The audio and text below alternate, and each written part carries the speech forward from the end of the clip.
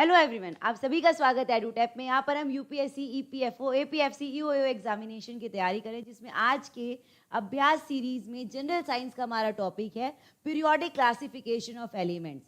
वैसे तो ये मैंने आपको बताया था कि मेटल्स और नॉन मेटल्स में आपको पढ़ना है, क्योंकि ये उसी का एक पार्ट है जो एनसीईआरटी में दिया है, लेकिन हम इसे एक अलग टॉपिक लेकर पढ़ने वाले हैं।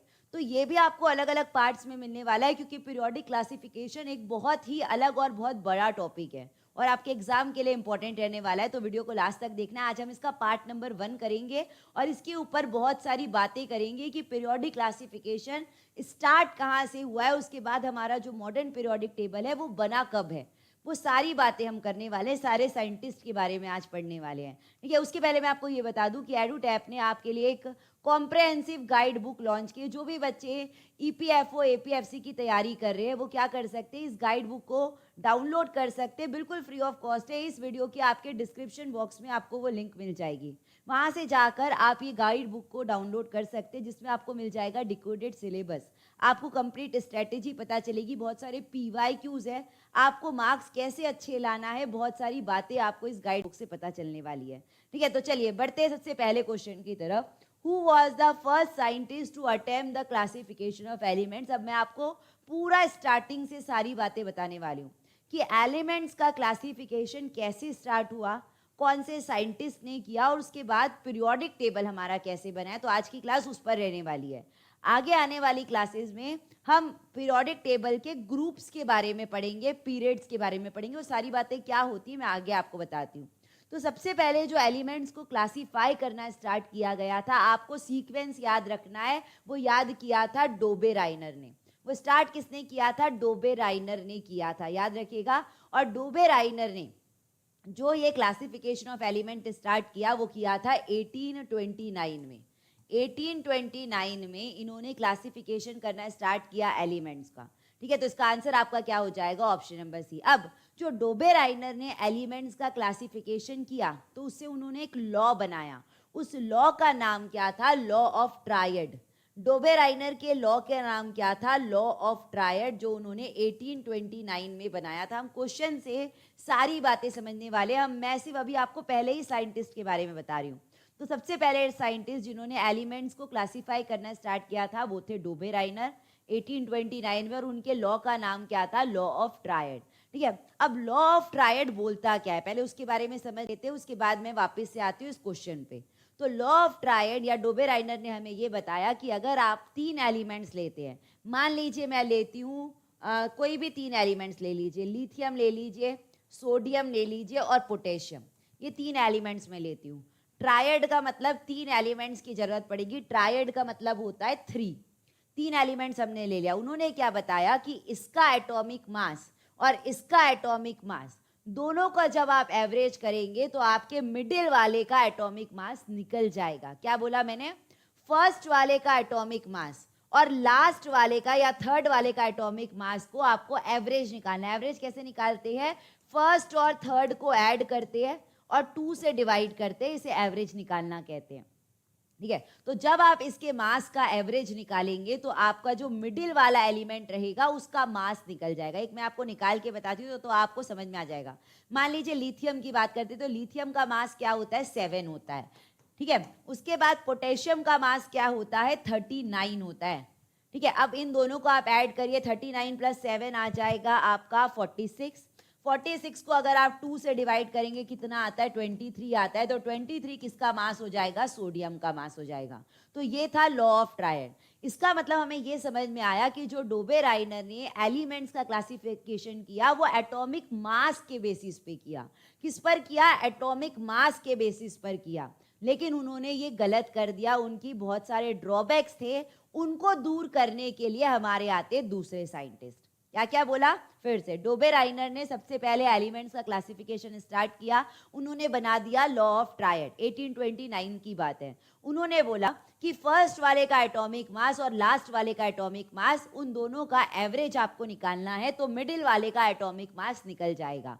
इसका मतलब उन्होंने जो भी अपना लॉ बनाया वो किसकी बेसिस पर बनाया, एटॉमिक मास के बेसिस पर बनाया, लेकिन उनकी ये थ्योरी गलत हो गई। उनका ये लॉ गलत हो गया। तो क्वेश्चन आपसे पूछ रहा है तीसरा question, which of the following is an example of Dobereiner triad. इसमें से कौन सा डोबे-राइनर ट्रायड का एग्जाम्पल है? तो एक तो मैंने आपको बता दिया था, ये दोनों मैं आपके लिए होमवर्क छोड़ रही हूं। ये दोनों जो ऑप्शन है ये आपको ट्राई करके देखना है। आपको क्या ट्राई करके देखना है? इसका मास दोनों को ऐड करके 2 से डिवाइड करना है, बीच वाले का मास आ रहा है कि नहीं आ रहा है। वैसे आपको इसका ट्राई करना है। आप लोग मुझे बताएंगे कमेंट बॉक्स में कि क्या ये दोनों लॉ ऑफ ट्रायड को फॉलो कर रहे हैं कि नहीं कर रहे। इसका आंसर मैं आपको वैसे बता देती हूँ, ऑल ऑफ द अबव इसका आंसर है, लेकिन आपको बताना है कि आपसे ये सॉल्व हुआ है कि नहीं हुआ। एक मैंने आपको एग्जाम्पल बता दिया, इसका मैंने अभी पिछले वाले क्वेश्चन में आपको ये वाला बताया था। ये जो मैंने बताया है, मैंने एक एग्जाम्पल आपको दिया है। बाकी के जो बचे हुए 2 एग्जाम्पल है, ऑप्शन बी और ऑप्शन सी, आपको ट्राई करके देखना है। वो दोनों हैं, लॉ ऑफ ट्रायड को फॉलो कर रहे हैं, लेकिन आप सॉल्व करके देखेंगे कि कर रहे हैं कि नहीं कर रहे। ये मैं आपके ऊपर छोड़ रही हूँ। कमेंट बॉक्स में जरूर लिखिएगा कि हुआ है कि नहीं हुआ है।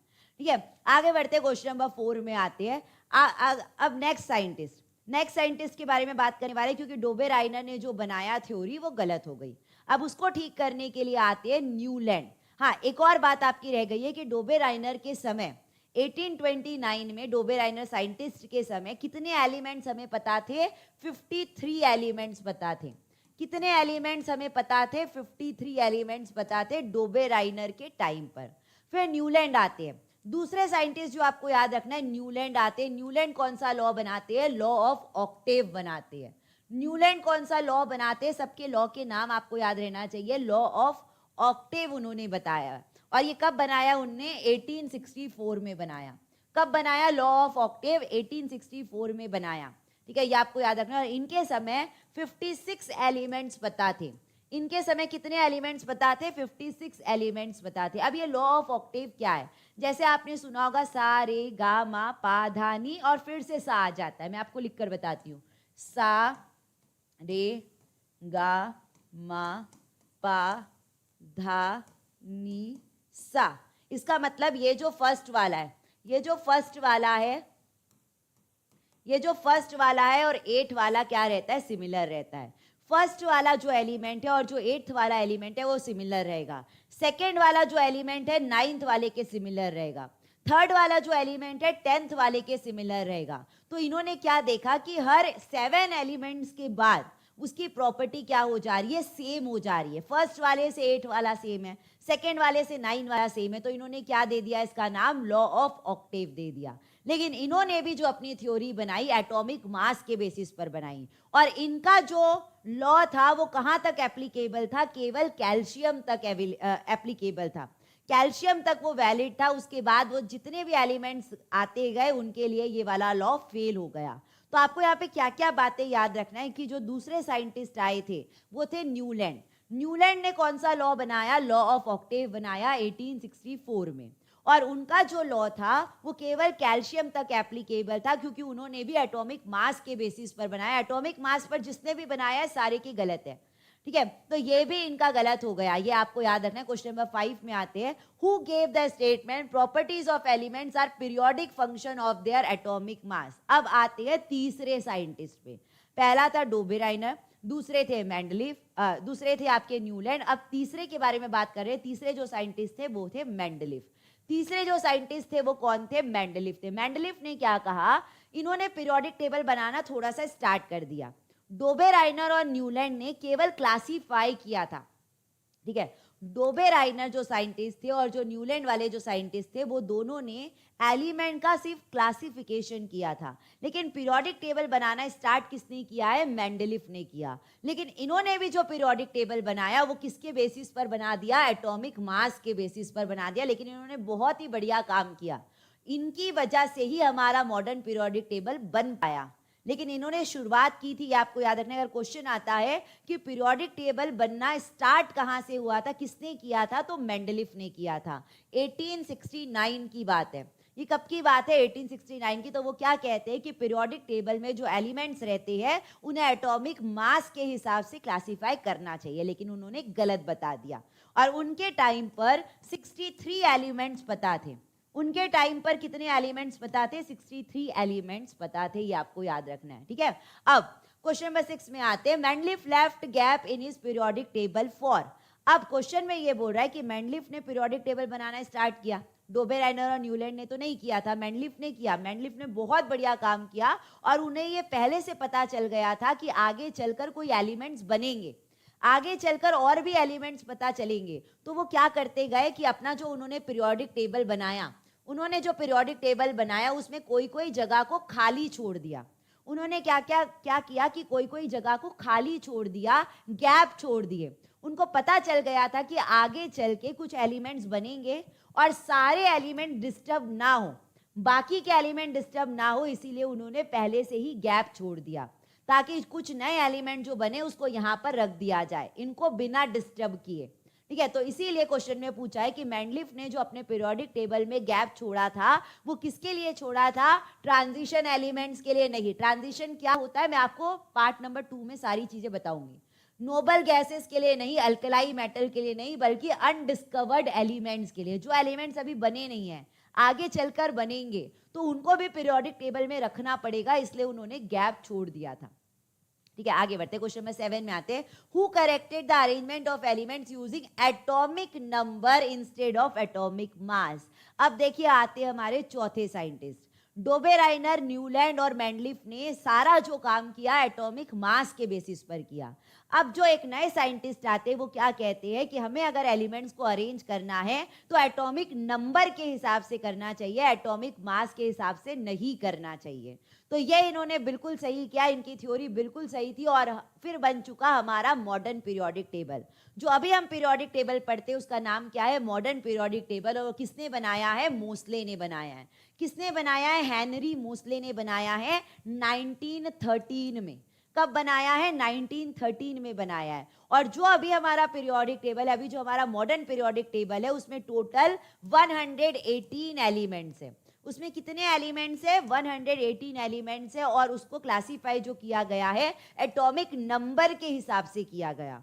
तो इनकी थ्योरी बहुत सही थी और अभी तक वही थ्योरी चलते आ रही। उसके बाद कोई साइंटिस्ट ने पीरियोडिक टेबल पर काम नहीं किया, ठीक है। तो ये आपको याद रखना है, ये इसका आंसर क्या हो जाएगा? मोस्टली। आगे बढ़ते क्वेश्चन नंबर 8 में आते हैं। आपको बोल रहा है कि ये सारे जो लॉज बने हैं या जो सारे साइंटिस्ट आए उनको क्रोनिकल ऑर्डर में, क्रोनोलॉजिकल ऑर्डर में आपको अरेंज करना है, यानी कि आपको इंक्रीजिंग से डिक्रीजिंग की तरफ जाना है। तो सबसे पहले कौन आए थे, फिर कौन आए थे, फिर कौन आए थे, ऐसा आपको इसे अरेंज करना है। तो सबसे पहले आपके आए थे डोबेराइनर, सबसे पहले आपके आए थे डोबेराइनर, तो आपका आएगा सबसे पहले सेकंड नंबर वाला। ये दोनों ऑप्शन को आप काट देंगे। डोबेराइनर के बाद कौन आते हैं? न्यूलैंड आते हैं। डोबेराइनर के बाद कौन आएगा? न्यूलैंड आएगा। तो सेकंड के बाद आपका फोर्थ आना चाहिए। न्यूलैंड के बाद कौन आते हैं? मेंडलीफ आते हैं, मेंडलीफ। और उसके बाद आते हैं मोस्ले। उसके बाद कौन आते हैं? मोस्ले आते हैं। ये आपको याद रखना है। तो आपका आंसर क्या हो जाएगा? ए हो जाएगा, ठीक है। हमने सारी बातें अभी देखी थी। आगे बढ़ते क्वेश्चन नंबर 9 में आते हैं। विच of the following could not be explain by Mendeleev periodic table. अब जो मेंडलीफ पीरियोडिक टेबल था, यानी कि मेंडलीफ ने जो पीरियोडिक टेबल स्टार्ट किया था उसमें उन्होंने क्या नहीं बताया था, मेंडलीफ ने अपने पीरियोडिक टेबल में क्या नहीं बताया था, ये आपको बताना है। तो उन्होंने आइसोटोप्स के बारे में कुछ भी नहीं बताया। आइसोटोप्स का मतलब क्या होता है मैं अभी बता देती हूँ, लेकिन आगे भी मैं इसके ऊपर आपको क्वेश्चंस करवाऊंगी कि आइसोटोप्स और आइसोबार्स क्या होते हैं। आइसोटोप्स का मतलब मैं आपको सिर्फ शॉर्ट में बता देती हूँ अभी के लिए, ताकि आपके कॉन्सेप्ट क्लियर होते चले। आइसोटोप्स का मतलब क्या होता है कि एटॉमिक नंबर सेम होता है, जिसमें एटॉमिक नंबर सेम होता है लेकिन एटॉमिक मास जो रहता है वो डिफरेंट रहता है। एटॉमिक मास डिफरेंट रहता है। जैसे कि मैं आपको एक एग्जांपल देती हूँ। आइसोटोप्स का मतलब क्या है? जिसमें एटॉमिक नंबर सेम रहता है लेकिन एटॉमिक मास डिफरेंट रहता है। एक एग्जांपल देती हूँ, हाइड्रोजन। हाइड्रोजन के कितने आइसोटोप्स है? 3 आइसोटोप्स है। हाइड्रोजन के कितने आइसोटोप्स है? 3 आइसोटोप्स है। एक का नाम है, एक का नाम खुद हाइड्रोजन है, एक का नाम खुद हाइड्रोजन है, दूसरा है ड्यूटेरियम, दूसरा कौन सा है? ड्यूटेरियम। और तीसरा कौन सा है? ट्राइटियम, ठीक है। तो यहाँ पर हाइड्रोजन के 3 आइसोटोप्स आपको याद रखना है। एक पहले वाले का जो मास है वो फर्स्ट 1 है, दूसरे वाले का जो मास है वो कितना है? 2 है, तीसरे वाले का जो मास है वो कितना है? 3 है। लेकिन तीनों के एटॉमिक नंबर, तीनों के एटॉमिक नंबर कितनी है? 1 है। तीनों के एटॉमिक नंबर कितनी है? 1। इसका मतलब इसमें एटॉमिक नंबर सेम है। एटॉमिक नंबर सेम है लेकिन मास अलग अलग रहता है, उसे क्या कहा जाता है? आइसोटोप्स कहा जाता है। वैसे कार्बन का है, वैसे ही बहुत सारे आइसोटोप्स आपको देखने को मिलेंगे आगे आने वाली क्लासेस में। तो मेंडलीफ ने अपने पीरियोडिक टेबल में आइसोटोप्स के बारे में कुछ भी नहीं बताया, नोबल गैस के बारे में कुछ भी नहीं बताया, और सबसे इंपॉर्टेंट जो क्वेश्चन बनता है हाइड्रोजन के बारे में, ये क्वेश्चन मोस्ट इंपॉर्टेंट है।